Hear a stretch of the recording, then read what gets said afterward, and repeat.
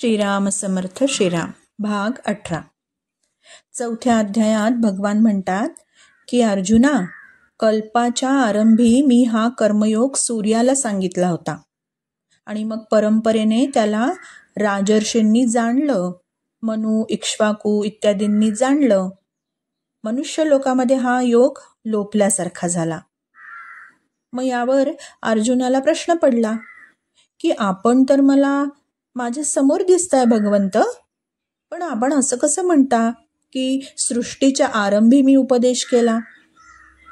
इथे अर्जुनाच्या म्हणण्याचं तात्पर्य असं आहे की सूर्याला उपदेश केल्यानंतर तर सूर्यवंशाच्या मनु, इक्ष्वाकू इत्यादी अनेक पिढ्या होऊन गेल्या आणि कृष्णाचा अवतार तर आताच आहे, माझ्या समोर तो दिसतोय.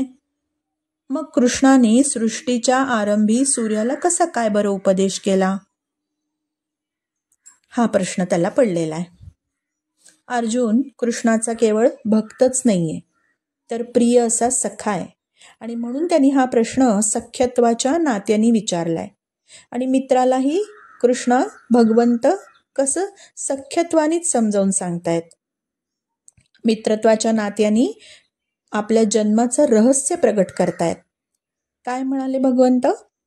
ते म्हणतात, अर्जुना, तुझे आणि माझे पुष्कळ जन्म होऊन गेले, पण माझा जन्म वेगळ्या प्रकारचा आहे, तुझा जन्म वेगळ्या प्रकारचा आहे. म्हणजे काय तर आपल्यासारखे जे मनुष्य प्राणी असतात ना, प्राणी असतात, वनस्पती असतात, ते वारंवार जन्म घेतात आणि वारंवार मरतात, पुन्हा जन्म घेतात, पुन्हा मरतात. आणि या चक्राला, हे जे विशियस सर्कल आहे, त्याला म्हणतात संसार चक्र. पण भगवंताचं असं नसतं, तो जसाच्या तसा राहतो, तो चिन्मय असतो.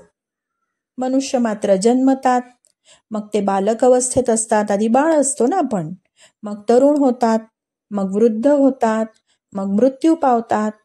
मग हे जे परिवर्तन आहे ते मनुष्य मात्रांमध्ये आहे किंवा प्राण्यांमध्ये आहे, पण भगवंतामध्ये ते होत नाही. ते अवतार घेतात, ते बाललीला करतात, ते किशोर होतात आणि ते नेहमी किशोरच राहतात, त्यांना मृत्यू नसतो. आणि याही पुढील महत्वाची गोष्ट अशी की आपण सुद्धा याच भगवंताचं स्वरूप आहोत, आपणही नित्यच आहोत, पण आपण देहाशी आसक्त झालो, त्यामुळे जन्म मरणरूपी चक्रामध्ये अडकलो. वारंवार जन्म घेतो आणि वारंवार मृत्यू होतो, पुन्हा जन्म पुन्हा मृत्यू.